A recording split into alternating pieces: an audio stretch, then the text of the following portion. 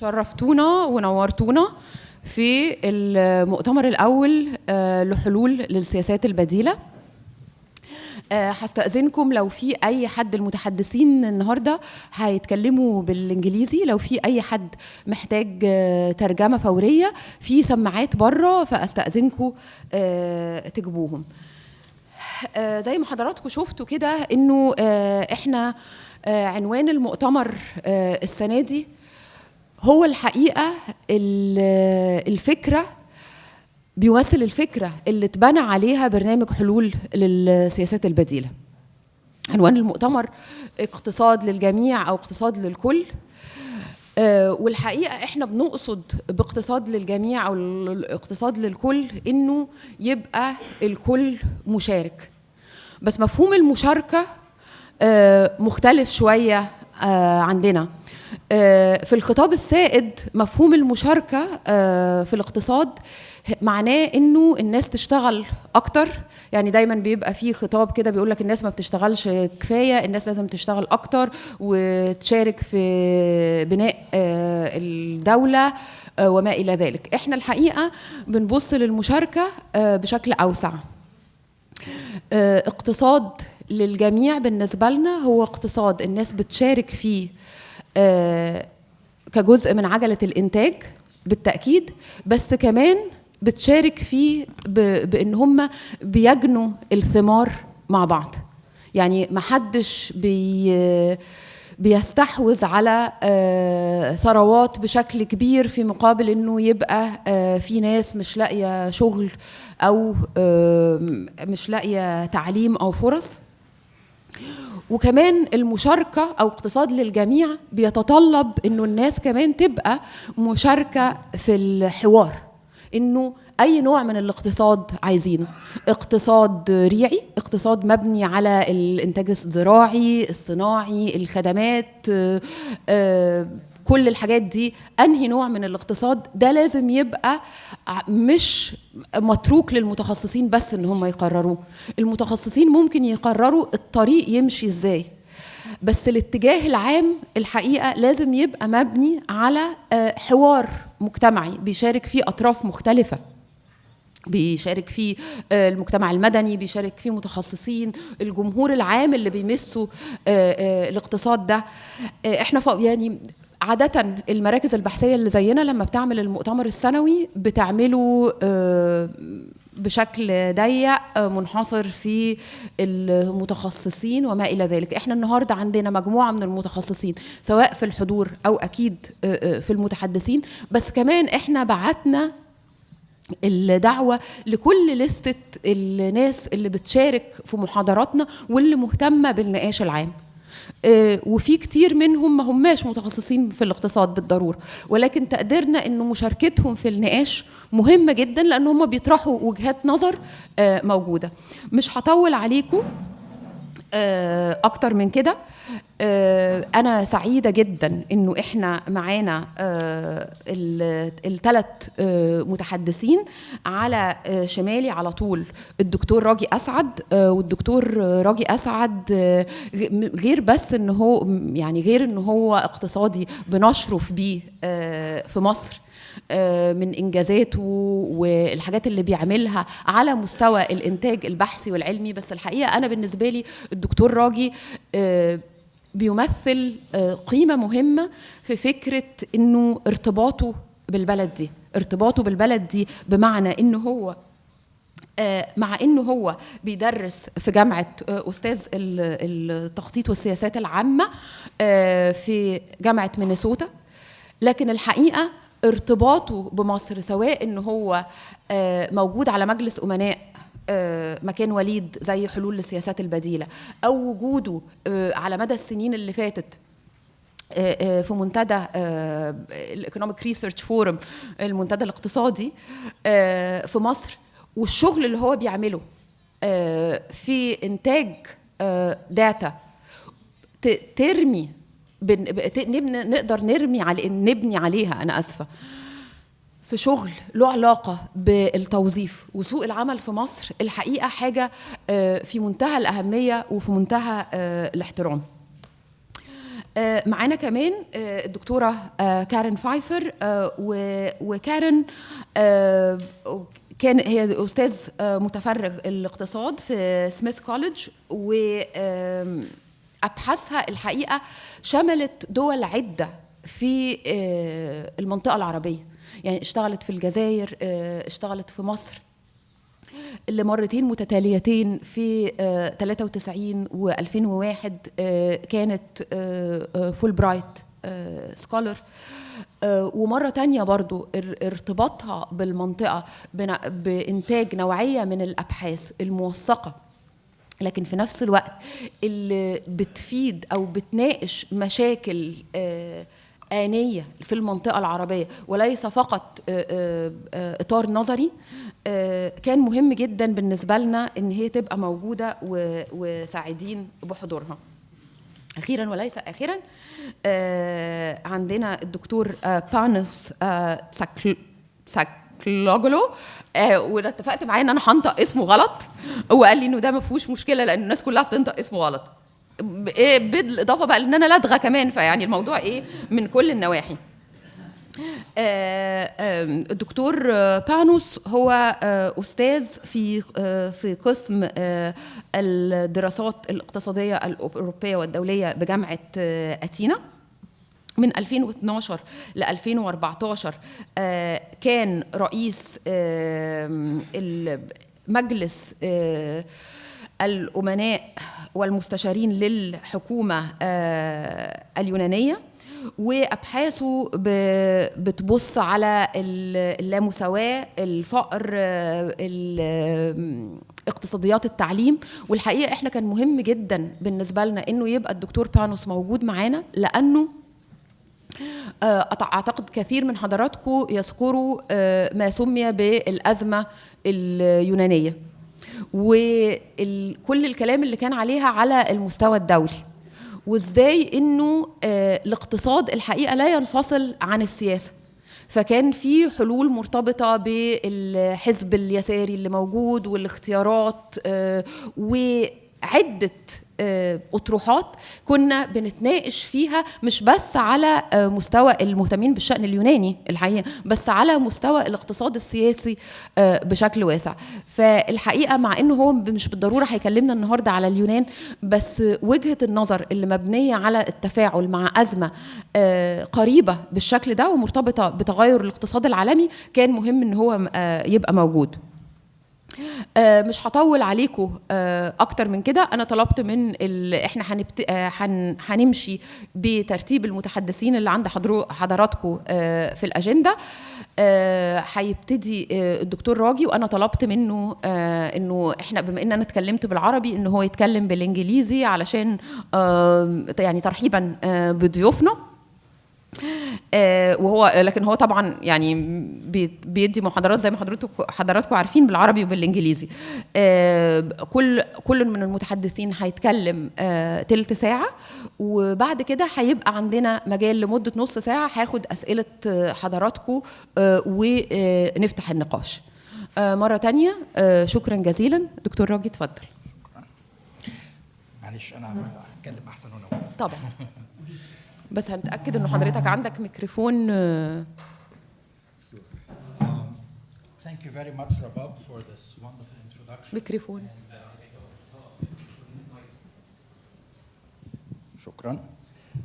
And I'm going to hope that I'm not going to fall down these steps, but so I decided, since today's topic is a very broad topic, I decided to focus it a bit by looking at job creation and the labor market, and basically the quality of jobs that are created with a focus on Egypt.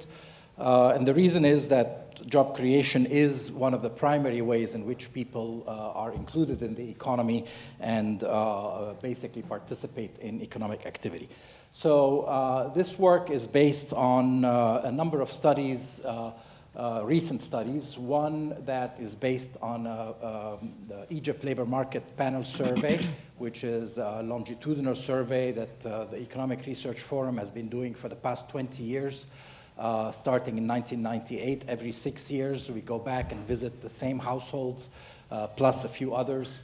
So the last one was from 2018. And then it's also based on another paper looking at the demand side, at the establishment, using the 2017 establishment census that takes place together with the population census, which is a very comprehensive census of establishments in Egypt. So basically, I start with the realization that economic growth has definitely picked up quite a bit in Egypt since the post-revolution period, where it had slowed down dramatically. By now, we are told we have a rate of growth of about 5.5% per year of GDP and might reach 6% by next year. However, we see that there is an increase in poverty. We also see that there is an increase in inequality. We see that the growth has been essentially jobless. There is a little in terms of employment response to this growth, and I'm going to show you some evidence to that effect. And what jobs have been created are somewhat lower quality jobs, and I'll also show you evidence for that. And so the question is, why is economic growth in Egypt not resulting in the sorts of outcomes we want for the labor market in terms of better and more jobs? And there are a number of possible explanations having to do with distribution, with the nature of the growth process, with the rigidities in the labor market, with maybe the lack of preparation of the workforce to participate in the growth process, the poor matching of labor supply and labor demand. There are a number of explanations. I will suggest, however, that the explanation I will focus on is about kind of the nature of that growth, the sectoral pattern of that growth, where that growth is occurring, which sectors of the economy, which industries, and in particular, that the driver of a lot of the growth we've seen in recent years has been in the real estate development area. Basically, a lot of construction, a lot of infrastructure, but also a lot of private real estate in the higher end of the real estate. And that kind of growth results in very poor jobs, results in essentially short-term, casual type of employment that does not allow for good, stable job prospects that would satisfy, for instance, the growing number of university and high school graduates in the economy. Now, we can debate why this has been the pattern of economic growth in Egypt in recent years and why other sectors that are more employment-rich, such as manufacturing, such as other sectors, high-end services, have not been generated. And that mostly has to do with the patterns of investment and the investment climate that allows for basically capital to be directed to the appropriate sectors. So basically, we're going to see that a lot of the employment growth that results is in construction and transportation. Both of these sectors are characterized by what I will refer to as employment outside of establishments. They're not in fixed places of work. They're on construction sites, in vehicles, on the street. And that's a type of job that is characterized by fairly casual nature of the job and fairly informal nature of those jobs. And we'll discuss that in a minute. We also see within establishments, so if we focus on like the establishment census that I just talked about a few minutes ago, we see that retail and low-end services are the dominant types of jobs that are created, rather than kind of manufacturing and high-end services. So this is the pattern. The solid line here is the GDP growth rate. And we see that in Egypt, there was a period during the early 2000s, there was a slowdown, and then things picked up quite substantially in the mid-2000s, where GDP reached 7% per year, GDP growth. And then we had actually the slowdown preceded the revolution. It started with the world financial crisis. and accelerated, of course, with the revolution. But there's been quite a bit of pickup in GDP growth since then, since 2013 and 14 in particular. But if you look at the dashed curve, that's the employment to population ratio. So that's the proportion of the population that is 15 and older that is employed. And you can see that that tends to react to the pickup of growth with a bit of a lag. So we saw in the first period there was a little bit of a pickup in the employment to population ratio. So there is a bit of a lag, and it started declining a little bit later after the growth declined. But then that most recent episode of recovery has not registered at all when it comes to the employment to population ratio. So, so we've heard from official statistics that the unemployment rate has declined. And in fact, the unemployment rate has been declining since 2016 or so. This is the official data. You have males, the females are above, the males are below, and the gray line is the overall unemployment rate. So, and I don't have a reason to disbelieve these numbers. I think the unemployment rate did decline, but it declined not because employment increased, it declined because the labor force decreased. And the labor force decreased for two reasons. One is the labor force participation declined. And so the number of people who are actually participating in the labor force relative to the population declined, and that's partly because of discouragement. So we see that there's an increase in the kind of unemployment called discouraged unemployment, and that has gone up. But it's also could be due to a number of other reasons. That sharp dip for women in the last year is a little bit suspect. There's always a challenge in measuring labor force participation for women in Egypt.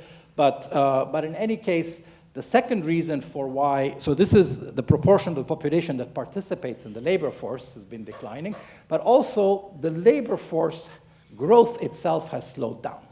And people don't realize that, but we are in a period of slow demographic pressure on the labor force right now. It's a very short period where we had a youth bulge. The youth bulge has now is well into its 30s, and so has entered the labor force over the last 10, 15 years.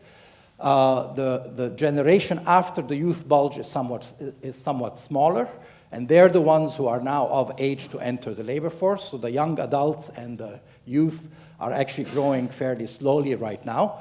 But then there is an echo of the youth bulge. The sons and daughters of the youth bulge are now children. And they will be entering the labor market in the next 10 years, and there's a lot of them. And so, so we are in a short-term respite from demographic pressures on the labor market. And so we're lucky that this lack of employment growth has not generated very high unemployment because of these two forces that I've talked about. Now let's look at the nature of jobs that are created in the economy. And I'm comparing here with the Egypt Labor Market Panos survey, basically 98, 2006, 2012, and 2018. And I want you to focus on the last set of, I don't think this pointer will quite make it there, but the last set of bars. And essentially, this looks at the type of employment that people are obtaining. So 100% is full employment, is the total employment. And then at the bottom, there is the more formal types of employment. So you have the public sector, which includes government and public enterprises. You have above it the private formal employment for wages, people who are being paid a wage. And that's defined as people who either have social insurance coverage or a contract. So some kind of formality in the relationship to their employer. The lighter colored bar is private informal employment, also for a wage, but inside establishments. So these are people who are working without a contract or social insurance, but they're working inside establishments. And the dark bar above that is the private informal wage outside of establishments. And the two top bars are the non-wage, which means self-employed, employers, and unpaid family workers. What I wanted to just point out is that the main expansion we see in employment over the period from 2006 onwards is in the private, informal, outside establishments, right? So this is the type of employment that the construction and transportation sector generate. And this has gone from 12% of total employment in 2006 to nearly double that, 23% in 2018. So to have something double its share of employment means that it's growing much, much faster than overall employment growth. Now, another area of growth is private, informal, inside establishments. Again, so it's informal employment, but within establishments. That is also poor quality in the sense of social protection, and these jobs don't come with any benefits or things like paid leave and sick leave and things like that. However, they are somewhat more stable jobs, more regular in nature. Now, the other types of employment, you can see the formal employment, public sector we know has been declining quite substantially, and that you can see has continued its decline. And private formal employment is actually very slow growing. It's barely changed from 9% to 12% over that same period, 2006 to 2018. So the private formal sector is really quite small in Egypt, and I'm saying private formal sector, but it's private formal employment, which is different, slightly different from private formal sector, because some formal firms hire workers informally. But that has not been an engine of growth to replace the decline in the public sector. And so what gives is informal employment goes up, and in particular that type of informal employment that's outside. So I'm going to show you the next graph, which is about the sectoral distribution of employment over that same period. It's a complicated graph, so I just want to anticipate some of the results. So essentially, construction and transport and storage are the two industry sectors that will have increased their share substantially over this period. And construction specifically has gone from 7% in 1998 to 13% to 2018, and transport and storage went from 5% to 9%. Other sectors are more or less either declining or stable. And so let's get there. I warned you it's a bit busy. But essentially, you can see agriculture has declined, especially from 2006 to 2018. There is a big decline in share of agriculture. I've put together utilities, manufacturing, and mining, although because utilities and mining are small sectors, so I lumped them with manufacturing. And you can see that there is a decline from 18% in 1998 to 14%. So this is the deindustrialization process that we are observing, and I'll show you more evidence of that when we focus on the establishment census data. Wholesale and retail trade has been growing, construction, and that's where we see it growing from 7 to 13%. Wholesale retail trade is also growing somewhat from 13 to 16%. These are, as you know, not very great, not wonderful jobs, but at least they're somewhat more stable than construction. And then transport has grown from 5 to 9% over that period. Other things like high-end services, professional, technical, information services, education, health, and other services have basically been stable. They've been growing in the private sector, but declining in the public sector, and so to some extent, it's a bit of a wash there. Now, this is the group that I wanted to focus on, which is the percent working outside fixed establishment. So these are wage workers in the private sector, but who are working outside fixed establishments, and you can see that the percent is, of course, much higher among men. This kind of work is strongly avoided by women in Egypt. It's very exposed. It's very much in the open space, and so women avoid it as much as they can. But it's still been increasing, at least since 2006, among women as well. But basically half the private sector in Egypt is this kind of informal wage work outside establishment, and that's essentially the result of that growth pattern that I've been talking about. So now I'm going to zoom down on private employment within establishments. So first, that employment makes up about 1/3 of total employment. So we said outside establishment is about 1/2. within establishment is about a third. The rest is made up by public sector employment. So, and this is based on the comparison of establishment censuses from 96, 2006, and 2017. So these are full census of establishments in Egypt. And this is by industry. First of all, to note that the overall growth of this segment of private employment within establishments has gone up from 4.1% in the period 96-2006 to 5.1%. So it's sped up a little bit as public sector declines. The private sector has increased a little bit faster. However, if you look at the manufacturing, which is the very top two bars, they're growing at about half that rate.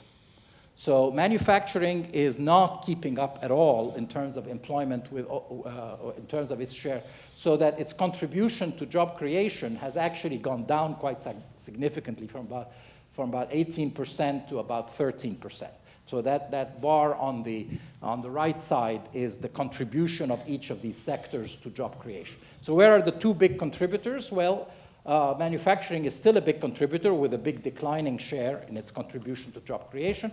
The second one is wholesale and retail trade, which is about half of all jobs that are created in the private sector, and that's also declining somewhat in its contribution. And some of the services are kind of increasing. Remember, this does not include construction, most construction jobs and most transport jobs, because they occur outside fixed establishment. It includes some, but not all. Now, let's move on. So if we, so if we go a little bit more detailed and look at a more detailed disaggregation of industry, this is the 3-digit level of the ISIC code. Those of you who are specialists may know what that means. But it's out of 136 possible industries. We looked at the top 10 in terms of contribution to job creation. So the top 10 out of 136, it's very small print, so I'll try to go through some of these. But they contribute 65% of all job creation in the private sector. So 10 industries out of 136 contribute 2/3 almost of all job creation in the private sector. Which are the industries in the top 10? Several of them are basically subsectors within retail trade, because we said retail trade is a very big one. So 33% of the job among this, so half of that 65% is in retail trade. And that's, so several of these are retail trade. And then you have warehousing and storage, so distribution, which is kind of connected to trade in some way. We have personal services. We have food and beverage establishments, restaurants and food service. We've got all the others are some type of store, some type of retail establishment. The only manufacturing sector within those top 10 is wood sawmilling. Who would have thought that wood sawmilling is actually growing fairly fast in Egypt? Interestingly is that the other side of that coin is the furniture manufacturing is declining very rapidly. So, so maybe this wood is being used in construction. But it's not being used in furniture. Specialized construction, so this is the small part of construction that is present within establishment that has speeded up quite considerably it's still a very small component of job creation, but it's speeded up quite considerably over this period. So the nature of these top 10 contributors to job creation within private establishments, they are generally have smaller firm size. So on average, the firm sizes are smaller than average. They are more likely to be informal firms, so the firms themselves are informal. They're more likely to generate informal jobs than the average. I'm not going to show you all these results, but I can point you to the paper where it's coming from. They are less productive in terms of both labor productivity. Well, labor productivity is lower than average. Total factor productivity for the economists among you is about equal to the average. So that's if you correct for capital inputs as well. They employ a smaller share of women than average, and they employ a smaller share of educated workers, secondary and university graduates than average. So overall, these fast-growing industries provide lower quality employment than the average, and so the quality of employment is actually going down. There are a couple of silver linings there that I should mention. One, which is within those fast-growing industries, establishments' size is growing somewhat faster than average. So they start small and they remain smaller than average, but they're growing, the establishment size is growing faster than average. And also the share of small and medium enterprises among them is increasing faster than average. So there is a little bit of a silver lining there. Now, let's talk about the small and medium enterprises, because I think if there's some bit of good news, it's going to be there. This is looking at overall employment in the 3 years. Again, I'm looking within private establishments, 96, 2006, 2017. And you can see that the very light color is the micro. The somewhat darker gray right above is the small, and the small is defined as 5 to 24 workers. The light gray right above that is the median. Medium is defined as 25 to 199 workers. And then the very dark gray on top is the large, which is 200 workers plus. So what's happening in the first decade here, between 96 and 2006? The micro maintains its dominance, which is the micro is about 2/3 of employment within private establishments. And the medium and the small are declining somewhat in their share, and the large is nearly double, it's growing its share quite significantly. So this is a period where connected firms, big, large firms, were doing very well, politically connected. This is the time of the Mubarak regime and the strong connections of the large firms. Now, if you look at 2006, 2017, the story has changed quite significantly. The share of the micro has gone down substantially, and the share of the large has gone down substantially. And what's growing is the small and the medium. And they're really growing quite substantially. So this is what I will refer to as the emergence of the missing middle of the Egyptian economy. And you can, this is another look at it. So again, here on the left-hand side is our growth rates, and on the right-hand side are contributions to job creation. So again, you see that the growth rate of small and medium, the small nearly doubled its growth rate over the 2 time periods. The medium nearly tripled its growth rate over the 2 time periods, whereas the micro remained about the same growth rate, and the large declined quite substantially in terms of growth rates. So that essentially there is this reemergence of, and that small and medium is actually good news, because they tend to be much more likely to be formal, much more likely to provide formal jobs to workers, much more likely to hire women, and much more likely to hire educated workers than the micro.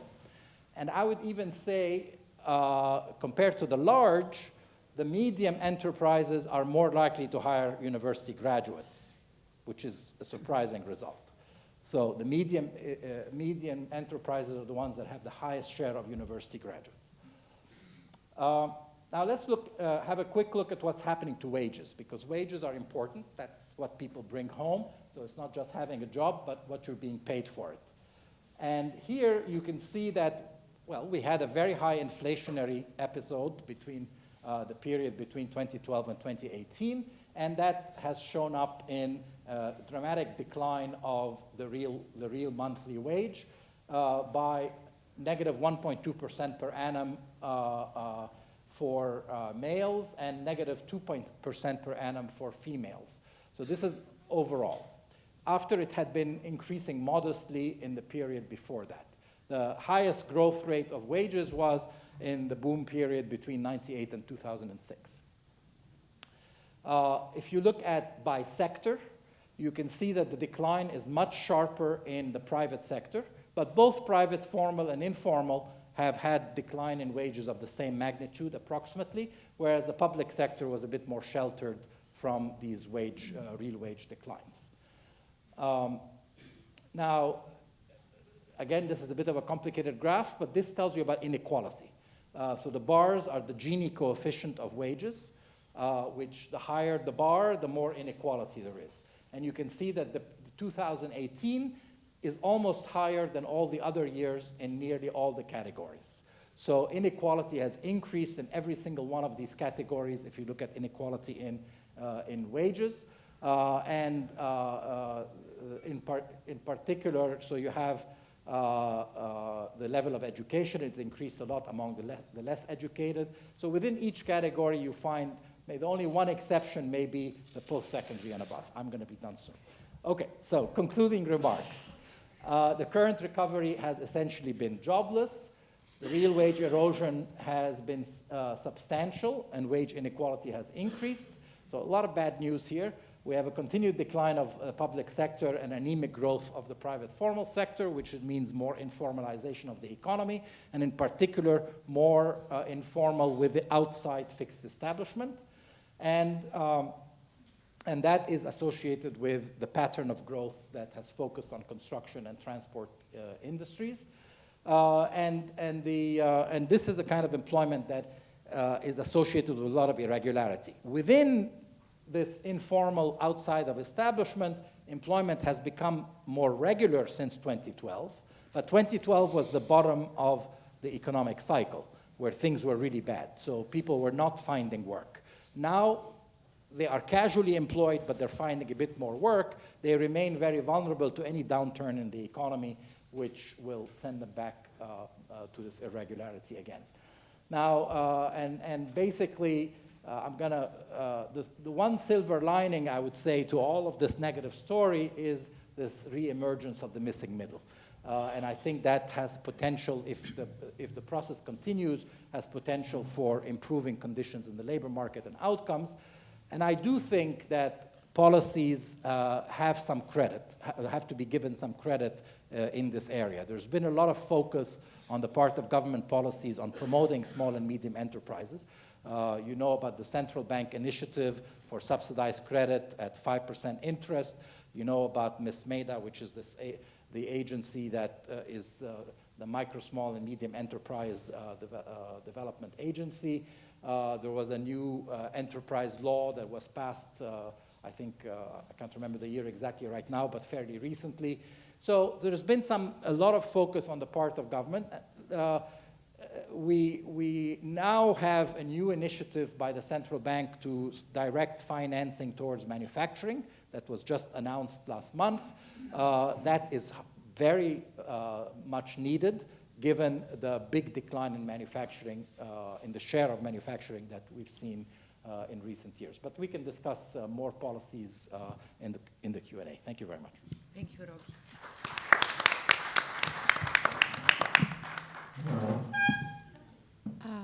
Karen, will you stand as well, or speak with like? Yes, Okay. please. And may I use this? Just push this button to move it. This is the pointer. Do we have a presentation? Push this to move it forward. Thank you. Sorry, excuse me.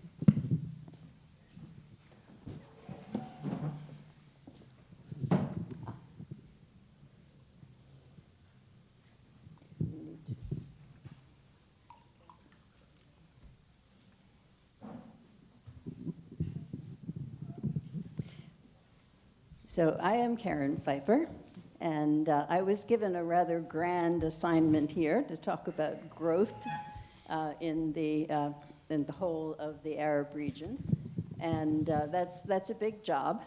So we could get the slideshow going. Hence, the name of this proposed at this point presentation: Economic Growth and Transformation. Now, my very first slide, when we get the slides going here. My very first slide, it just gives you a brief overview of what I want to say, and I'd like to give you the main points before we get into more of the details. One main point that I have is that the Middle East and North Africa are neighbors of Europe, And the relationship between them has been going on for thousands of years. Most of that time, the flows of culture and of trade, of economic activity, were going from south and east to north and west. It's only been about 350 years out of thousands that has been reversed. This is something to keep in mind when we get too much into trying to do what the West has done or what the international agencies tell us to do in this region. All right, the second main point is that you can look at economic growth and transformation in terms of phases. You can look at the era of colonialism, which changed the economies in the region as European influence did spread from the 18th century on. And then we can look at the independence era, which introduced a new way of organizing economies, state-led development. We'll talk a little about that. That was a reaction against the flaws and contradictions of the colonial era economics. State-led development, in turn, generated its own contradictions. And it worked for a while, and worked well in some ways, but then those contradictions plus the global economy led to another change. That change was to neoliberalism, which came in force in the late 1980s into the 1990s. That, in turn, seemed to work for a while, and then it had some major contradictions that came into full bloom with the financial crisis of 2008 and the subsequent recession. So this is a kind of Ibn Khaldun approach here, where we see the rise and fall of civilizations, that nothing lasts forever, and also that societies are dynamic, economies are dynamic, that they develop well in some ways, they have their internal contradictions, and then something else comes into being. So let us just move on here. All right, so this is just an illustration, continuous flows between the Middle East and North Africa and Europe for millennia, most of the flows going from southeast to northwest.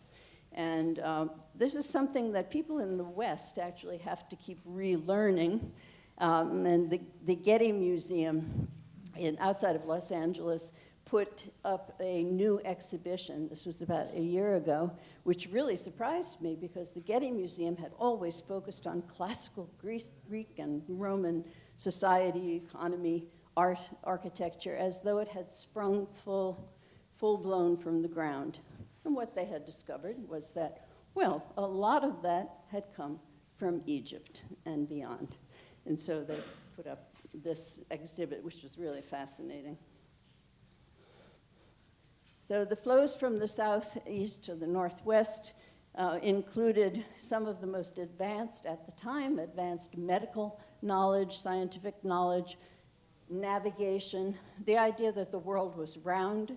These things were introduced into Europe by way of influence coming from the expansion of the Arab empires and kingdoms and through the Mediterranean. And why is it not a surprise that the Renaissance started in Italy? Because Italy was the most affected by those kinds of influences.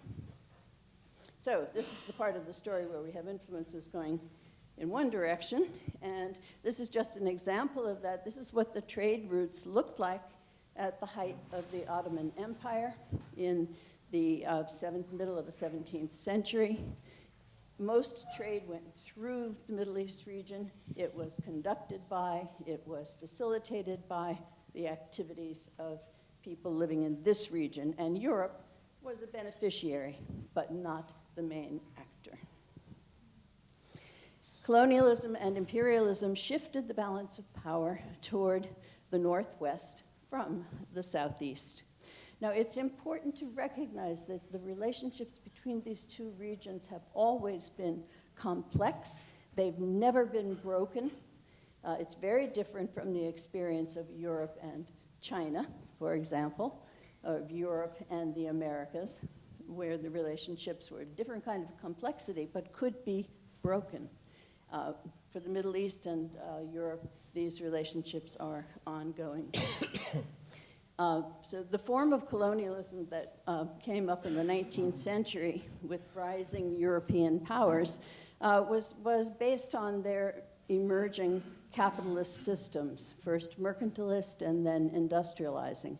And for the industry, they needed a lot of raw materials. The cotton processing industry was the first to really develop in Western Europe, and they needed cotton, raw cotton. Where did they get it from? Well, they didn't grow it in England. They didn't grow it in Germany. They had to get it from elsewhere. So that's one example of the impetus for colonialism, is to looking for the raw materials and then the markets. Well, if you convert a whole economy to producing raw cotton, and they no longer have maintained the capacity to actually process the cotton into cloth, well, then you can manufacture the cloth in England and you can sell it back in the finished form to Egypt or Sudan or West Africa or even India. So the form of colonialism then had the effect of benefiting the expansion of capitalism in Europe, but also changed the economies of those countries into which the European powers expanded.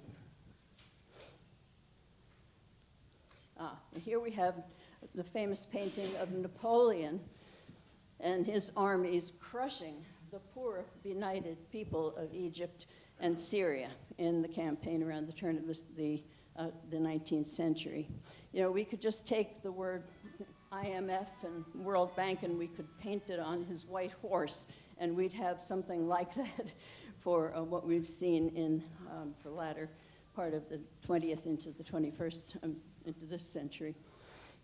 Okay, so it's just an illustration. Here's what another important motivation for colonialism, the Suez Canal, which was initiated by the French in the 1880s, or maybe earlier than that, then taken over by Britain when France couldn't marshal the full resources needed to build it.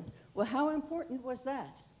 It made it possible for the European powers to extend their control, their influence, to incorporate even more regions into their economic system. Okay, just the Suez Canal happens to go through Egypt, so we figured that would be relevant. So European penetration and domination extended into the region in the 19th and into the early 20th century.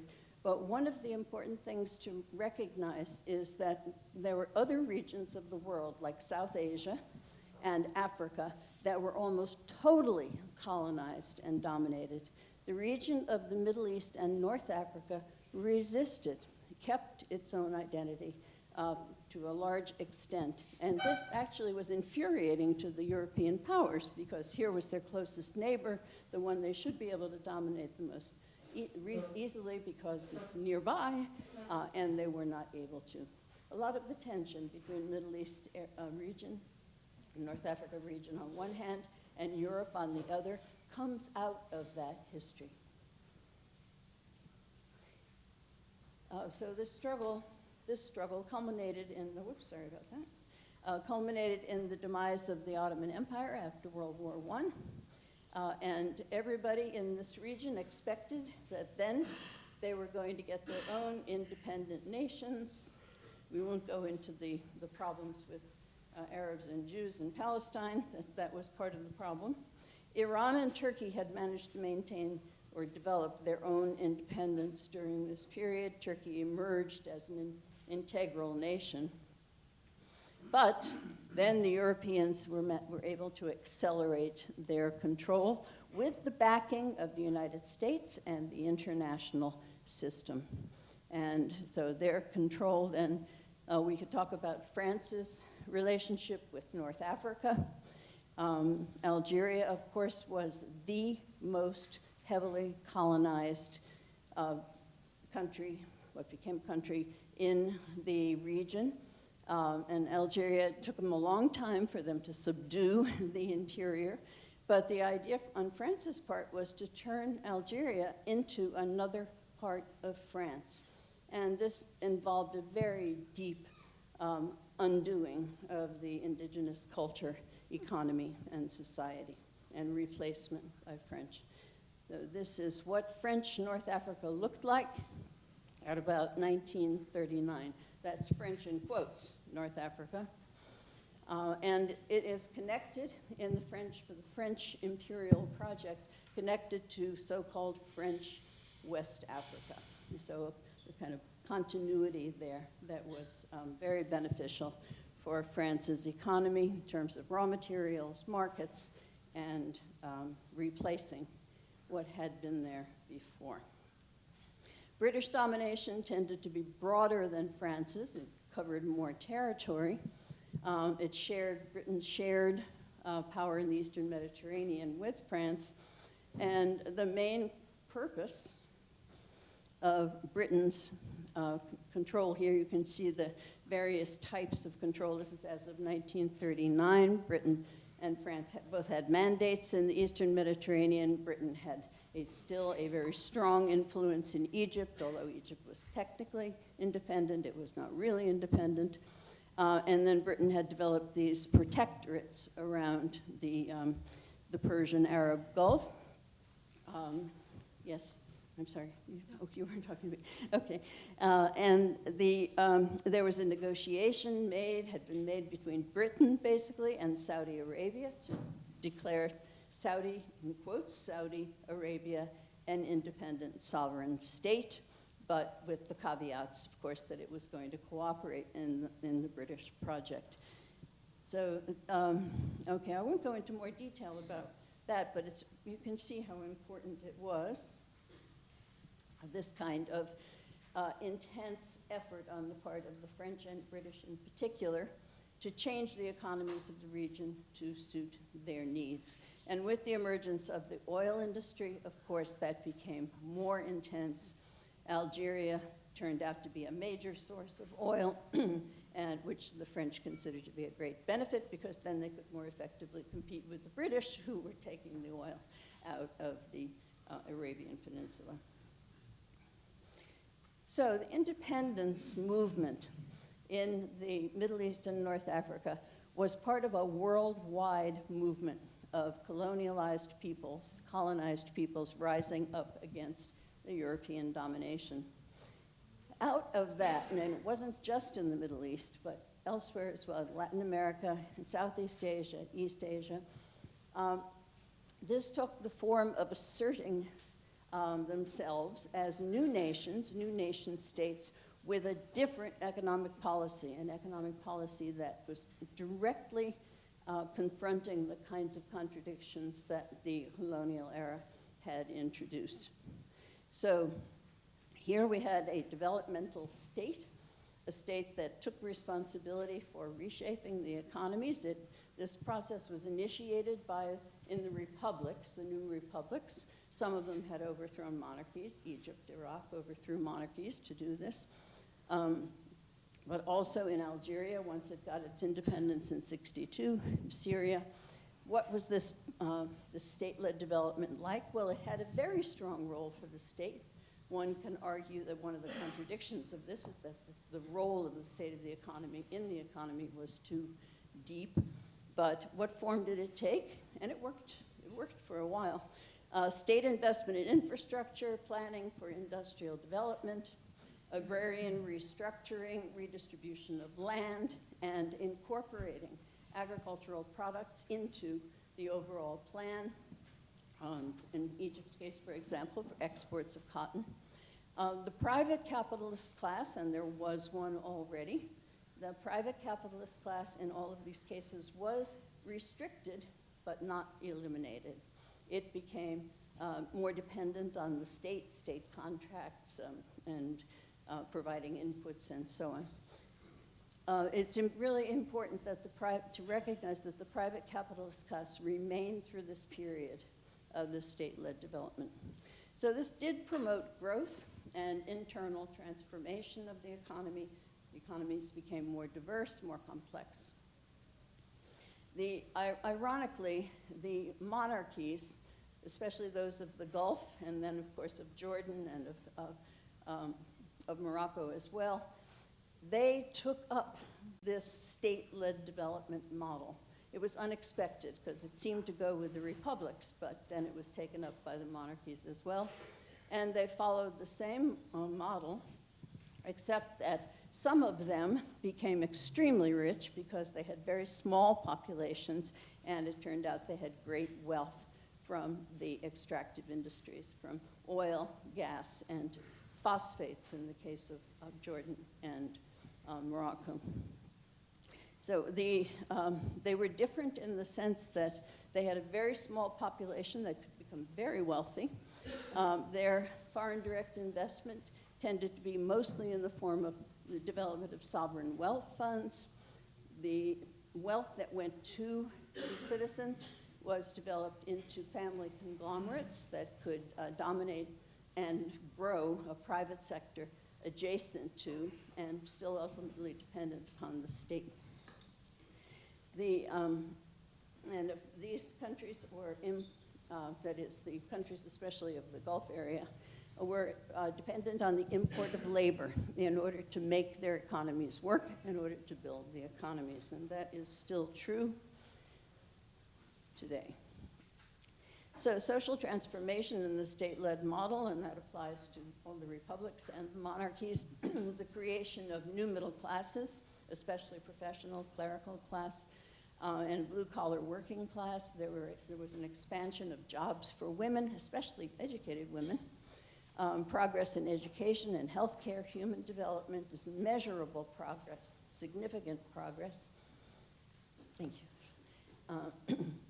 And in some countries starting from a very low base. In Algeria, in 1962, when they got their independence, only 10% of the population was literate.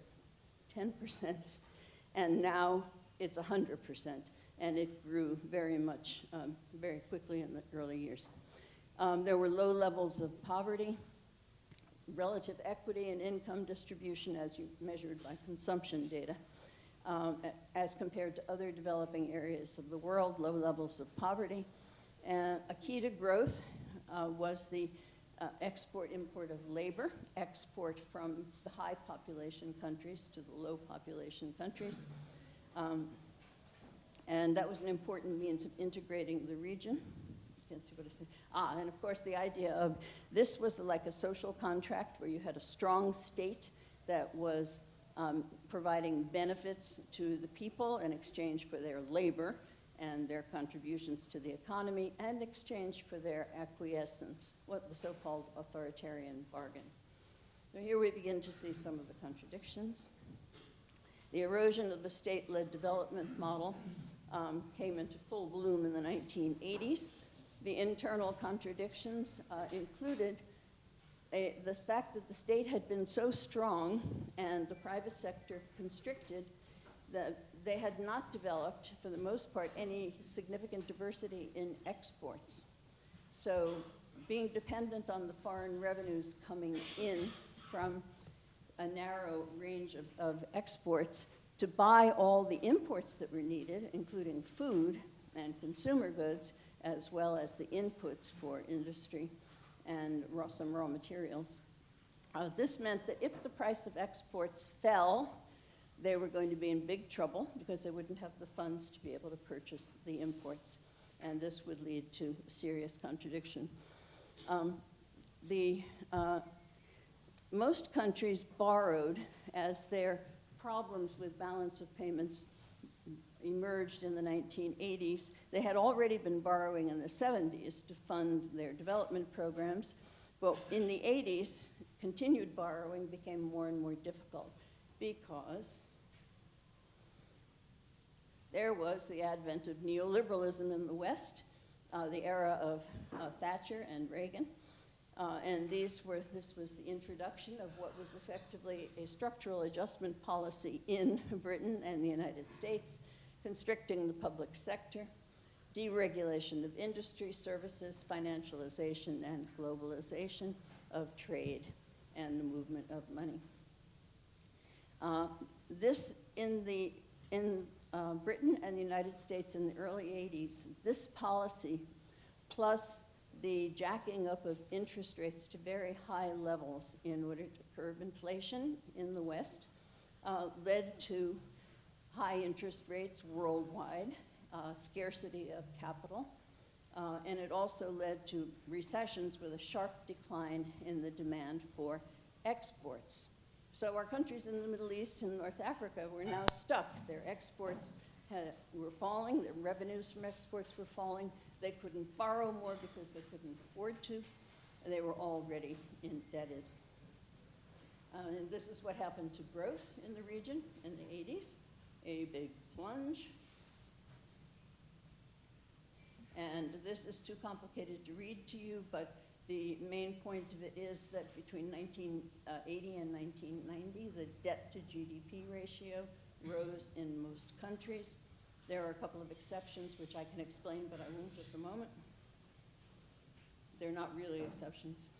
And that led to the shift to neoliberalism. From emanating out of the UK and the US, influence on the international financial institutions, the World Bank and the IMF, led to the change in policy from what had originally been the tasks assigned to the international financial institutions.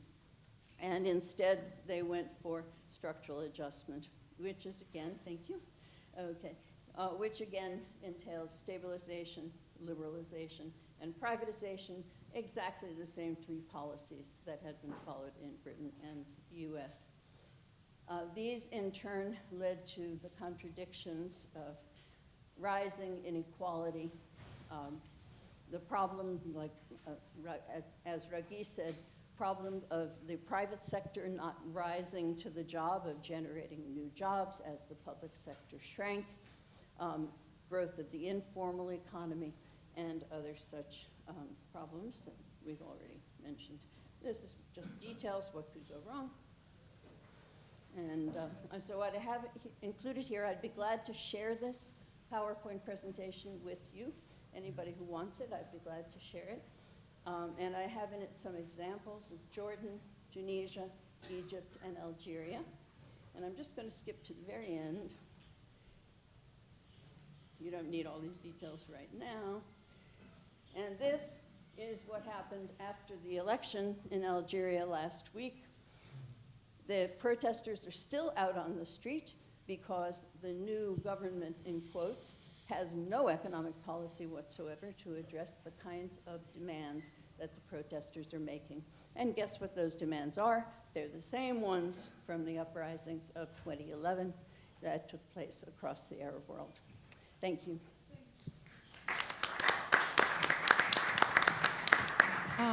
Thank you very much, Karen. So Ragui was giving us an understanding of one of the aspects of the challenging economic situation we might be in. And I think Karen has provided a very interesting background to where that has been coming from. Again, the whole idea of understanding an economy is that it's much more than just numbers and figures. There is history and there's politics to it. So, Panos? Yeah. First of all, let me thank the organizers for the invitation, and I do hope that this will be a fruitful conference and many more conferences like them will follow. My name is Panos Tsakloglou. I come from Greece, from the Athens University of Economics and Business. I'm an economist, a profession that is not terribly popular after the last economic crisis and so on. Even though I'm Greek, I'm not going to talk about the Even though I'm Greek, I'm not going to talk about the Greek crisis. And I will talk about how we can use taxation in order to promote redistribution and promote equality in a society. First of all, I will have something that I will talk about the theoretical foundations, perfect competition and market failures. Then I will introduce equity consideration And then the main focus, which will be on taxation and redistribution, some general remarks, some things about specific taxes, and finally, I will talk very briefly about the effect of public spending, because there is another paper on this topic later on. So let me start. If I live, let's say, in the ideal world of a neoliberal economist, as you mentioned before, somebody would say there that, if I have competitive markets, and I stress this competitive, if I let them work freely, they produce optimal outcomes, both in production and in terms of distribution. This is optimal, but this is optimal according to a criterion. This criterion called Pareto criterion, I'll come back to this later on. This is, let's say, the ideal world of Adam Smith, invisible hand. Leave the markets and they will produce the best outcome. In such cases, government, now what's happening, however, if we look at the reality, in several sectors of the economy, the outcomes are anything but competitive. In many sectors, we see tendencies for oligopolistic or even monopolistic kind of behavior. If this is the situation, then this is the first crack in all this system. Government intervention is justified, and this can be done both through regulation, trying to break up monopolies or oligopolies, and also taxation to correct some of these market failures. However, even if markets are competitive, Yep. Do you want me? No. Anyway. However, even if the markets are competitive, as I mentioned before, in my initial paradigm, we do not have, let's say, any kind of distortions of monopolies and so on. Economic theory tells me that there are several other failures that can happen there. Externalities, the most typical of them may be, let's say, all this that we have, let's say, with climate change and so on.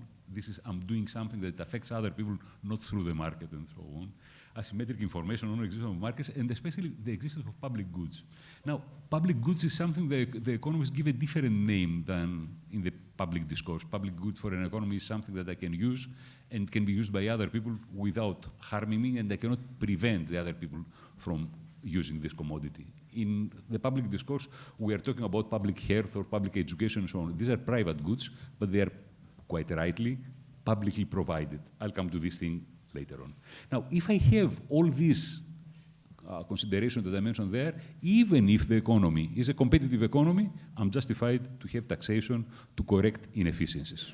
However, this can be done both through regulation and taxation. However, in this case, something that evades our discourse in several cases, always try to compare what is the outcome of a government failure with the outcome of a market failure. In several instances, the interventions that we are doing are even more costly than the initial kind of a problem. Now, having in mind that perfectly competitive markets are the exception rather than the rule, I can go to the next question, that is the consideration. I mentioned that we use a criterion. What is this criterion? It is the Pareto criterion. What does it say? It says that I cannot make somebody better off without making somebody else worse off. It sounds nice. It is not. Think, let's say, of a society that has two persons only, a millionaire and a pauper. If I take €1 from the millionaire to give it to the pauper, this violates the Pareto criterion. Everybody else in the world would say that, no, this is not fair.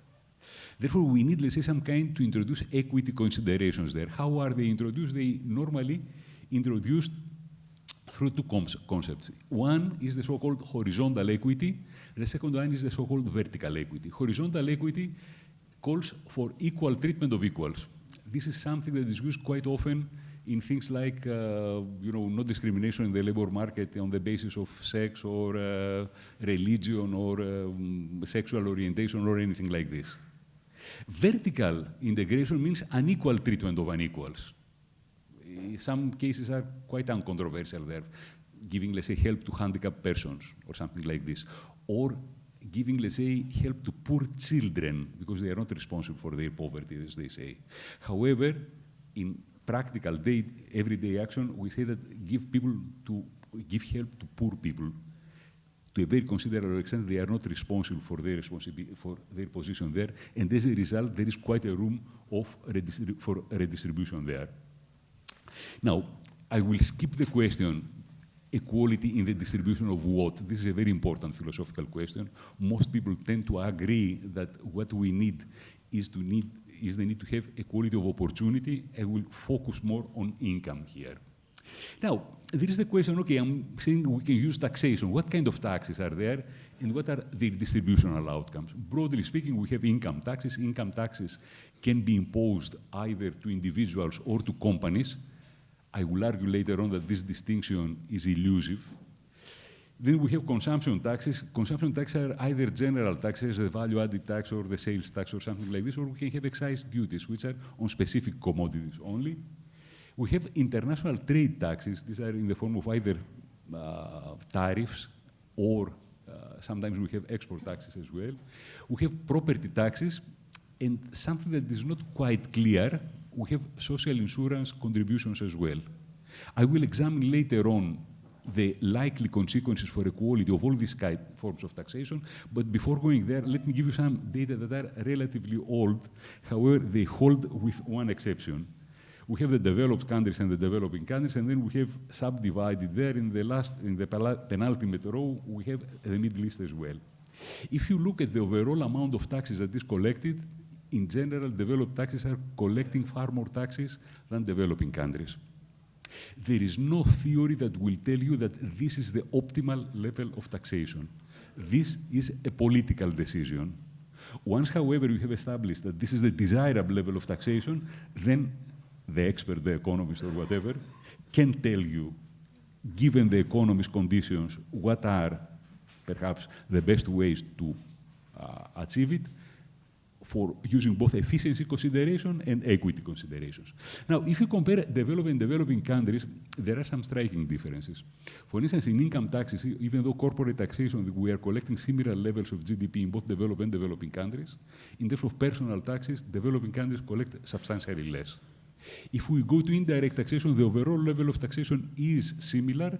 However, this comes primarily in developing countries from international trade taxes and excise duties, whereas in developed countries it is out of general taxation. And the most striking difference, and the only thing that has changed since this information that I have here, is about social security.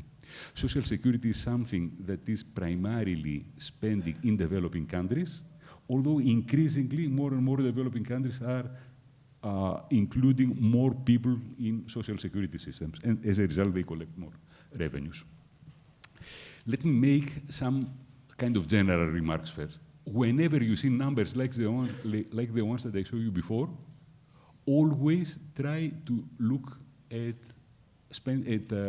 revenues collected at the level of the general government, not central government. In several international organizations are producing data on central government only, and as a result, this is a misleading comparison. Why is this misleading comparison? There are several federal states, and at the federal level, or even at the local level, several countries are collecting quite a lot of revenues. Second, I mentioned before that we have private taxation and corporate taxation. Eventually, all taxes are paid by individuals. Companies are owned by individuals. As a result, their taxation results into taxation of some particular individuals. Normally, most of these corporations are held, their shares, by people who are at the top end of the distribution, although I must admit that in recent decades, we have increasingly pension funds owning shares, and the owners of the pension funds may be across over all the income distribution. The third thing that I would like to mention is something more philosophical. Almost all constitutions have a clause that says that taxes must be based on the ability to pay. Important thinkers from John Stuart Mill up to John Rawls and several others have based their desire to create a more equal society, especially through the use of progressive taxation. And this is the basis that we use in several instances. Next point. In several instances, we are using the so-called tax incidence analysis. Who pays the tax? I will show you some figures like that later on. This can be misleading as well. Taxation has not only first-round effects. I impose a tax on a particular commodity, on this mineral water, and I collect these taxes. But this has second and third-round effects that sometimes are extremely important. If I tax commodity A, this means that demand will fall. This means that wages in that sector will decline, capital profitability will decline, and we will have, let's say, similar changes in other sectors as well. Only if I take all these factors into account, I can talk about the real tax incidence of taxes. Next, it is very important to look not only at the progressivity of individual taxes. This is a good idea. However, we need to look at the overall picture. Take all taxes, and especially, I will argue later on, all benefits as well, public spending too, into account, and only this will give you an idea whether the policy of a particular government is a progressive or a regressive one, and so on. Now, we should not forget that taxes, in most cases, create distortions. This means that they are harmful to growth, and as a result, there may be important trade-offs between efficiency and equity. We should not disregard all these things, and whenever we discuss it, we must take it into account. Moreover, taxation usually results in very important behavioral changes. These behavioral changes, in several instances, may have very negative outcomes. People may tend to conceal their incomes. We have tax evasion, illegal activity. We may have legal activities, which are also distortionary. I mean, we can change the behaviors in the goods and labor market, or we can spend, let's say, quite a lot of money in lawyers and so on in order to tell us how we can pay the lowest possible taxes. There may be other illegal activities that are not unknown to most people who are involved in policy making, bribery and stuff like that. Now, finally, something that Professor Assaad mentioned before, and this is very important, especially for developing countries. In several instances, we are talking about taxation as applying to everybody. Taxation is something that it is very difficult, if not impossible, to apply to the informal sector. As a result, whenever we are discussing about not only how much taxes we will collect, but what the distribution of consequences will be, we must always take this thing into account. Next point that we have there, in several instances, we are looking at tax rates. Nominal tax rates, as they are there, may be useful. However, in my opinion, these are misleading comparisons as well. In several cases, countries have exceptions. That sector, lower taxation. That region, lower taxation. That population group, lower taxation as a result. We have a big difference between nominal tax rates and effective tax rates. And the real comparisons must always be in terms of effective tax rates. Finally, I must say that something that we know from the literature is that it is a very good idea to have a simple tax system. Complicated tax systems always leave loopholes, and always these loopholes are exploited primarily by the powerful, not by the common people. Moreover, we must not forget that tax administration in several countries, especially in developing countries, but not exclusive there, are not very well equipped, either in terms of personnel or in terms of equipment. As a result, if we impose very complicated structures, there is very high likelihood that they will backfire. Let's go now to the taxes that I showed before. First of all, let's talk about personal income taxes. How do they operate in almost all countries? Usually we have a tax-free threshold, and then we have increasing marginal tax rates. That is, in steps, we increase this rate. In recent years, we had the so-called flat tax proposal, but even in flat tax, they have a tax-free threshold, therefore it is progressive, but less progressive than before. However, some that has increased considerable progressivity where it was applied, they are the so-called negative tax rates for labor incomes, for the very bottom of the distribution. Now, if marginal tax rates at very high levels, at the very top of the income distribution, are extremely high, it is true that some disincentives are created there. There are disincentives to labor supply, fewer incentives to risk-taking behavior. In general, in these cases, we see that we have lower tax revenues, we have tax evasion, and in several instances, for the very, very rich people, we see change in the tax residence. Somebody who is very rich in Egypt migrates and says that, no, my base is in London, where taxation is lower, and so on. In general, however, most of the evidence that we have is that labor supply elasticity is quite limited. That is, that we go out to work in the market, irrespective of, I do not say that this is vertical, however, it is very little affected by the level of taxation. However, we must keep these things in mind. If we look, normally I would have liked to show this graph later on. It is about the overall effects. The overall effects, as you can see, it is the Gini index that was shown by Professor Assaad before. We can see the reduction in the Gini index once we introduce all taxes and benefits. And these are only the monetary benefits, not the non-monetary ones. And what we can see is that most systems, in developed countries at least, achieve a very substantial degree of redistribution. This does not include indirect taxes, it includes social insurance contributions, and it includes transfers as well. I'll come to this point later on. Now, let me return to developing countries. In most developing countries, for the reasons that I mentioned before, primarily because of informality, relatively few people pay taxes. I mean, on average, in developing countries, it has been estimated that it's about 20% of the population that are paying taxes. And even among the taxpayers, there are very few that they have, let's say, most of the tax burden. This is not something unusual. In developed countries, even though most people are paying taxes, the bulk of taxation is paid by a relatively small number of people. We have this problem with the informal sector, and then there is the case, okay, who will pay? Most probably, the tax burden will fall on the urban elites, but the urban elites are the powerful elites in these countries. And we can see in several instances there is a resistance to raising these countries. By the way, this is not only in developing countries. In developed countries, the same phenomena can be seen as well. The second thing that we have there is corporate taxation. Corporate taxation, I must mention this thing that I said before.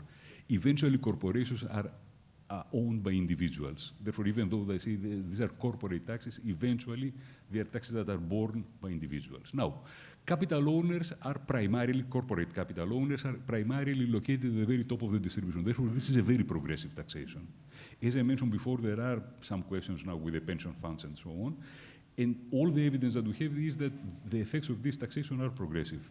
What are the main problems that we have there? If we have very high effective tax rates, not nominal tax rates, there are two things there. One is that we have a disincentive to invest. If you take quite a lot of my money, there is less money left there for investment later on and so on. And also I'm thinking, why should I do it? Perhaps I must go to other activities, especially in countries like developing countries. We have seen that quite often very high marginal tax rates for capital lead to shift from formality to informality. And this is something that we do not want if we want economic growth. The second and even more important is that capital is a mobile factor of production.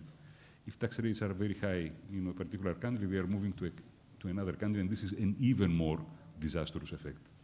Now, there are recommendations by international organizations about, like the IMF, the OECD, and so on, about reducing capital taxation. This, seen from the point of view of an individual country, may be correct. However, we have the problem of tax competition.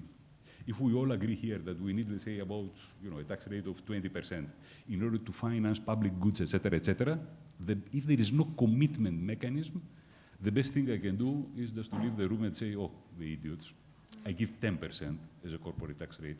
And as a result, I attract more investment. As a result, the profit taxation that I'm doing is even higher, and I can finance these public goods in my own country. However, if we start all behaving like this, there's only one beneficiary. Who are the beneficiaries? The corporations that would do the investment anyway. And this is something that calls for some kind of an international cooperation in this field in order to have, let's say, at least establish some minima. I'm quite pessimistic about it. Why I'm pessimistic? Because there is incentive incompatibility between countries. I can tell you that even within economic unions, and as the organizer mentioned before, I was participating in the policy making. Even in the European Union, it's very difficult to establish rules like that. Now, then we have indirect taxes. Normally, we say that indirect taxes are regressive. Is it really true? And especially in developing countries, is it really true? This may be so. However, in practice, if we go to general taxation like the VAT or sales tax, et cetera, VAT, by the way, is a very good tax. It creates incentives for payment among people who pay it. Anyway, but we can discuss it later on. Normally, in most countries, we have several bands. For necessities, we have a lower band. For luxuries, we have higher bands, et cetera, et cetera. In several developing countries, we have the thing that basic commodities like foodstuffs and so on, in several developing countries, they have zero VAT rate, zero tax rate, and so on. As a result, we can say that taking into account that quite a lot of activities are informal activities as well, and these activities are to the bottom of the distribution, it is not always clear that in these countries it is regressive. Our leader mentioned that I have how many minutes do I have? Oh, yeah, well, if it is 5, I can do it. Then we have excise duties. Excise duties, we tax particular commodities. If these commodities are luxury commodities, we can have, let's say, at the same time, the objective of equality and efficiency, et cetera, et cetera. What is the problem? The problem that we have there is that these luxury commodities are not only high income these days, that my income rises, I want more of them, they are price elastic as well. As the price increases, my demand falls. And as a result, whenever we try to impose high tax rates on them, we have two things. First of all, it is that we collect less revenues, and secondly, quite often we have contraband activities as well. Likewise, several countries are taxing heavily, perhaps for good reasons, commodities that are consumed at the very bottom of the distribution, cigarettes, fuels, etc., etc. These taxes are certainly regressive. International trade tax, I'm going very quickly about it. If the strategy of the country is for import substituting industrialization, this is justified. In my opinion, ISI is not a good policy, but at any rate, this may be justified there. Otherwise, these taxes are bad taxes. Why do we use them? Because they are easy. We have particular ports, commodities are entering there, we tax them there. It is very difficult to do it otherwise. However, both from an efficiency point of view, this tax can be very distortionary, and also from an equity point of view, it is not very clear that who bears where in the distribution the burden falls. In some countries, they have export taxes as well. Export taxes are even worse for growth. However, if you see which are the countries that impose export taxation, you can understand why. Very poor countries with very weak tax administration, that if they do not tax on the basis of exports, but they tax on the basis of profitability, they will lose out to multinational corporations. Finally, did I skip one? Property taxation. Property taxation. Property taxation in general is a very efficient taxation. You cannot take your property to get it somewhere else. And also, it can be progressive taxation too. In practice, however, there are two types of taxation there. One is a recurrent taxation. Year in, year out, I'm paying for my property. And the second one is the so-called transaction taxation. I'm selling a house and I'm paying something for this. Or I'm selling some shares and pay something for this. For the recurrent taxation, which is the more important perhaps there is evidence that it can be progressive. However, in practice, this is not a property taxation, this is a real estate taxation in most countries. And in many countries, real estate is more equally distributed than income. And as a result, the outcome, this was to my astonishment for a policy that I designed in Greece, it was strongly regressive, although I anticipated it to be otherwise. Finally, social insurance contributions, are they taxes? It's not very clear. It depends on the tax system. There are two general, the so-called funded system, it is like having your private account and so on. And we have, let's say, the so-called distributive systems, where one generation pays for the other. The second type of systems, definitely, social insurance contributions are taxation. However, this type of taxes cannot be analyzed in the framework of 1 year only. You need a lifetime perspective. And there is very strong evidence from several countries that overall, over the life cycle, pension systems are strongly progressive.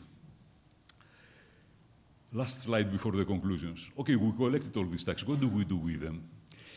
There is very strong evidence there that properly used public revenues can reduce both poverty and inequality, either with income-related transfers, or even flat transfers have strong effects for progressive redistribution, and especially it is towards public services. Public health, public education, and so on have roles in increasing both efficiency and equity as well. However, and especially in developing countries, think for what policies you are asking for. There are developing countries that have tried to develop very good universities. This is not the thing. The masses that need to be educated are for primary and secondary education. You target there first and only afterwards for universities. Likewise for health. the mass of the health problems are in the countryside, in primary health. They are in preventive health, like vaccinations and so on, only later on for hospitals and so on. So in conclusion, capitalism is an amazingly efficient production system. However, there are strong tendencies towards both market concentration and rising inequalities. From this point of view, well-designed tax systems can promote progressive redistribution, and in some cases, they can even promote efficiency. Even more important can be the egalitarian effects of public spending resulting from efficient collection of taxes. This is the topic of another talk later on. Thank you very much for your attention.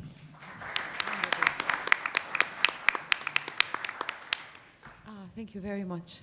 Panos زي ما حضرتكم شفتم يعني احنا النهارده الكلمة الافتتاحية للدكتور راجي كانت بتركز على ازاي سوق العمل شكله عامل ازاي ونوعية الوظائف اللي فيه علشان يبقى ده الجزء الانتاجي في المعادلة ومداخلة دكتور بانوس بتتكلم على الضرائب وازاي نوزع وازاي كمان يمكن نوجه الانتاج. هستسمح حضراتكم انه هناخد اسئله قصيره علشان يبقى عندكم وقت ان انتوا تشربوا قهوه ونبتدي بعد كده الجلسه الثانيه في ميعادنا. لكن كمان عايزه الفت نظر حضراتكم انه المواضيع اللي اتكلمنا عنها النهارده كلها بنشتغل عليها بشكل او باخر في حلول للسياسات البديله. فحضراتكم على الموقع او في الترابيزه اللي موجوده بره ممكن تاخدوا ورق الضرايب اللي احنا انتجناه وفيه اقتراحات بسياسات ضاربيه بنعتقد انه هي بناء على دراساتنا والتشاور مع اطراف حكوميه انه هي ممكن تبقى ضرائب اكثر عداله وليها امكانيه للتطبيق، لانه ده الحقيقه كان جزء مهم ودايما بنعمله. كمان بلفت نظر حضراتكم لمجموعه من الاوراق عن سوق العمل وازاي نتدخل بسياسات يعني تحاول تساعد في تحسين الوضع اللي كان الدكتور راجي بيتكلم عليه. هاخد يا ريت في الاسئله بلاش المداخلات، يبقى اسئله قصيره وبس تعريف بسيط بالمتحدث. اتفضل حضرتك. Thank you for the panel for the informative presentations. My name is Khalid. I'm graduate of School of Public Policy and Global Affairs at UC. My first question to Professor Assaad. I attended a session here in that room 2 months ago about the unemployment rates in Egypt, and one of the speakers said the CAPMAS manipulated the data in a way to produce a data that looks good, means that they changed the reference year. When they announced the unemployment rate in 2017, the reference year was 2011. And when they announced the 2018 unemployment rates, the reference year was the year 2017. So they're comparing kind of apple to orange, and I would like to hear your feedback about that as well. So my second question to Professor Panos, you mentioned the green taxes. Could you please explain what does that mean? Green taxes, you mentioned that. And also you mentioned the Pareto criteria. You cannot make somebody better off without making somebody else worse off. If you can explain more about that as well. Thank you. Sorry, I didn't catch The Pareto criteria and green taxes. We will take a few questions at a time. اتفضل. Okay. I have two questions. The first question is, Karen mentioned slavery. Now, it's interesting. I mean, what I'm trying to allude to, when they abolished slavery in US and the UK, there were compensation paid to the owners, not to the slaves. This is a capital bias that is inherently built into the system that we're copying. Now, when we talk about unequal economy, we have to address the bias that is there. There is a bias toward capital in everything, in taxes, in education, in everything. Now, the second question is to Ragui. When we talk about Egypt manufacturing in general, it's a low-skill type of an industry. Now, when you talk about low skill, this means it's a very cost sensitive and you're not competitive. And by the way, it does not generate quality jobs. It generates also terrible jobs. Now, when we talk about, again, to the bias, the ILO is pushing the government of Egypt. One of the main tenets of the ILO is the right of labor to congregate, which is not granted in Egypt. So we're talking more of a systemic problem, and distribution of taxes, it will solve some, but it's not going to solve all. Thank you. Okay. Professor Rees? Yes. Okay. Elisa Reis from Brazil. I would like to ask the last speaker if he could comment briefly about taxing monetary transactions. Taxing? Taxing monetary transactions like checks, credit cards. What would be the impact of taxing monetary transactions?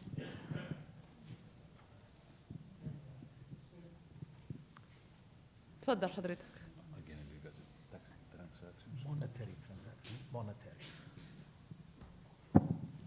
طيب بعض الأعمال في مصر ما بتحصلش عليها ضرائب لعدم إمكانيتها بالتشريعات زي الأعمال المنزلية والباع الجائلين وخلافه، فده تأثير ده على فكرة الناتج المتحصلات من الضرائب وتأثير سياسة الشمول المالي كحل لتحقيق سياسة الشمول المالي اللي بتتبعها الدولة حاليا لتحقيق عائد أكبر من الضرائب وعلاقتها بتحقيق العدالة الاجتماعية. شكرا. شكرا جزيلا. دكتور مصطفى؟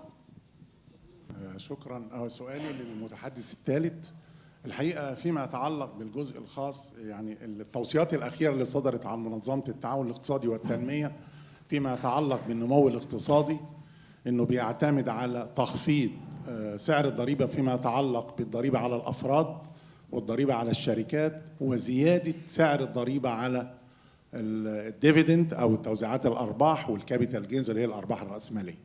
وزي ما هو أشار إلى إن هي في النهاية مالك مساهم في الشركة أو الشركة مملوكة الأفراد. أنا سؤالي هنا بينصب على حاجتين. هل الأفضل وبصفة خاصة في الدول النامية إن أنا أعتمد في تمويل الموازنة العامة على أو يكون النصيب الأكبر في النظام الضريبي قايم على الضريبة على القيمة المضافة أو الضرائب غير المباشرة ولا الضريبة على الدخل؟ ده السؤال الأولاني. السؤال الثاني، طب لو أنا النهاردة بفرض ضريبة على الشركات وضريبة على توزيعات الأرباح، هل هو بينصح إن الديفيدند تكون فاينل وزولدنج تاكس، يعني في النهاية الشخص لما يروح الشخص الطبيعي يحصل على توزيعات الأرباح تفرض ضريبة مقطوعة، ولا يخش في الوعاء عادي ويعاد حسابه مع مراعاة اللي اتكلم عليه فيما يتعلق بفكرة التصاعدية والاعتبارات الأخرى المتعلقة بفرض الضريبة على الأشخاص الطبيعيين؟ شكرا. شكرا جزيلا. معلش هنوقف الأسئلة هنا وناخد ردود، ولو كان عندنا وقت بعد كده يمكن ناخد أسئلة تانية. ما وعدكوش بس هيبقى عندنا قهوة. And Panos, may I warn you that the last question comes from a very dear friend who used to be the former director of the Egyptian tax agency, because we always actually do those kinds of consultations. So it might have an impact answering it in a certain way. Can I ask us to go in the same order to address the different questions? So, Ragui. So I'll start with the question on the unemployment rate and whether CAPMAS understates the unemployment rate deliberately or not deliberately. Well, first, the issue about reference year does not show up in unemployment rate. Reference year is relevant for the inflation rate. The unemployment rate is calculated every quarter based on the situation in that quarter. There is no reference year involved. The unemployment rate is defined basically, the numerator of the unemployment rate. To be unemployed, you have to be not working an hour during the reference week, wanting to work, available for work, and actively searching for work during the past 3 months. Okay, we use a 3 months active search criterion. So there is a standard unemployment rate that requires all of these criteria to be unemployed. There is also what's called the broad unemployment rate, which drops the active search criterion. So you are not working, wanting to work, and available for work, but not necessarily actively searching. So that includes the discouraged unemployed. And That figure is collected by CAPMAS, but they're not publishing necessarily the broad unemployment rate. They're publishing what's called the standard unemployment rate. And what's been happening in the last few years is that the standard unemployment rate has been declining. The broad unemployment rate has been increasing. And that's because discouragement has been increasing. So the reason discouragement is increasing, maybe it's because the young people are feeling that the quality of jobs out there are not meeting their expectations, and so they're not searching as much. But as far as deliberate manipulation, no, the CAPMAS numbers are accurate because we independently collect information on unemployment rate in the Egypt Labor Market Panel survey, which is done completely different methodology, different way of, and we come up with very similar numbers as CAPMAS. In fact, in 2012, the numbers of CAPMAS were too high, not too low, because what happens is that the main difference in CAPMAS is they go and ask anybody in the household, not the individual, him or herself. And so people who were partially employed because the economy was slow, they had irregular work, they were partially employed, they were still not meeting the criteria of unemployment, but member of their household says they're not working. And so the unemployment rate actually shot up in 2012 because of that, but because all the construction workers and these others who were not working regularly. But in fact, the unemployment rate is a very poor measure of labor market inadequacy, and we focus on it way too much. So I have a whole several papers on that. I can share them with you, but there are many other better measures of labor market inadequacy. Oh, sorry. There was the question Professor Aouni asked about manufacturing and whether manufacturing provides good jobs or bad jobs. Manufacturing provides definitely more regular jobs and potentially more formal jobs. It also, given the part of the workforce that's growing the fastest in Egypt, which is people with secondary technical education, or people who don't have very much skill, manufacturing is the most appropriate kind of employment for them, especially when you think about large numbers of young women graduate with technical secondary education, and there are very few appropriate jobs currently in the current economy we have, which focus on transportation and construction. So manufacturing definitely has a role to play in providing employment for a hard-to-employ group which is growing rapidly in the Egyptian labor market. I'm not saying it's the only solution. Of course, we need other promising sector. They're called industries without smokestacks, which are the tradable services, ICT, horticulture, tourism, more high-end financial services, etc. We need all that. But that requires a much higher quality labor force than we currently have. So we have to have both strategies, and manufacturing is an important part of that strategy. You're absolutely right that we don't have freedom of organizing for labor in Egypt. It's very restricted, and it's almost non-existent in the private sector. The private sector can very easily defeat any attempt to organize the workforce, even under existing law. And that is because there's just not sufficient job creation, so there's tremendous labor surplus, and that labor surplus puts a lot of pressure on people's ability to organize. If there's a labor shortage, then people will be much more easily organized within the private sector. They're not so easily replaced in case they try to organize. But I do think that issue of labor collective bargaining and organizing is going to become an issue quite soon in Egypt in the private sector. Karen? I'm not sure I understood the question exactly. I'm not sure I heard it right, but I think it was about the bias toward capital in the programs that the IMF and World Bank and other international. That was not the question. Yes, there's a systemic bias. One can make an argument that there was a period during which capitalism worked well in the United States, Britain, and so on. And there are countries today in Scandinavia, Finland, for example, in which capitalism works well.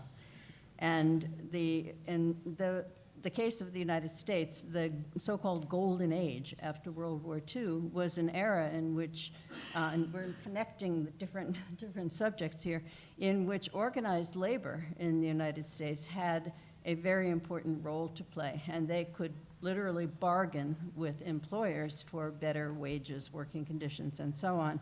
And that had spillover effects into the rest of the economy.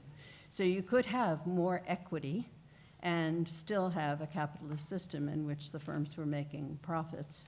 What happened with the advent of neoliberalism in the United States is that the labor unions have been systematically undermined, and a very small proportion of the population is now in labor unions. So this is just one aspect that was called the Capital Labor Accord of the Keynesian welfare state that existed after World War II. So you could say that, well, there's a bias toward capital there because capital was still in control, of production. However, working people had a lot of bargaining power. In Finland today, you have high taxes, you have an organized working class, and people have very good public services. They don't mind paying the high taxes because they can see what they're getting for their money. And there's a capital bias in the sense that some very important international firms like Nokia are based in Finland. It's a very successful capitalist system, but they have institutions which make it possible for various segments of the population to express their interests and to have negotiating power through the state. So this then brings me to the point that I had tried to start with in the very beginning of my presentation, and I had hoped to end with, is that with state-led development in the Middle East, we had too much state. With neoliberalism in the Middle East, we have too little state. What we need is a new system where we have a responsible state that can exercise institutional changes that will allow the labor force to have some power, bargaining power, and that will be able to have a reasonably honest tax system from which you get revenues that can provide social services that are needed. Thank you, Karen. Professor Panos? Let me reply very quickly. First of all, your first question, it was about green taxes. I didn't talk extensively about green taxes. Green taxes is something that we use primarily for efficiency, not for equality. Now, why we have green taxes? Every economic activity, be it, I will eat it, yep, be it production or consumption, creates pollution. It is true that fortunately our Earth can balance it. However, beyond some limit, it cannot. Now, what's happening is that whenever, suppose, for instance, that I have a new productive activity that pollutes quite a lot, if there is not a market for pollution, this means that I will have a benefit out of my own production, and you will pay the cost. Green taxes are intervening precisely there. We are trying to use the tax system in such a way as to force the heavy polluters to pay, as a result, to make less productive for them to expand their activities, and as a result, to reduce their activities accordingly. And all this thing with trading permits and so on is focusing precisely there. But I repeat, this is primarily for efficiency. It is not for distribution, unless we are talking about issues of intergenerational equality. Yes, this is very important there. Now, there was another one about a criterion, which I... Yeah, this is, let's say, the Pareto criterion. Pareto criterion basically tells you there are basically, now this is perhaps too technical for... No, I didn't say that I disagree. I simply said that this is a weak criterion. If you tell me that I have in a remote island just a millionaire and his gardener there, and I take, let's say, $1 from the millionaire to give it to his gardener and say that, no, this reduces social welfare, this is a crazy statement, in my opinion.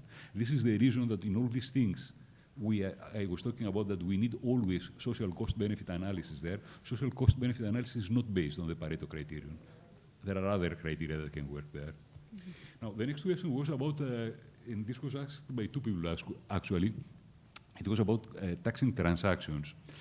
Taxing transactions may be a good idea, but for different reasons.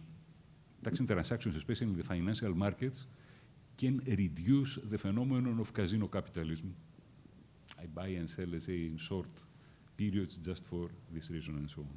Do not anticipate either to have, let's say, a great improvement in equality or collecting quite a lot of revenues to finance other activities.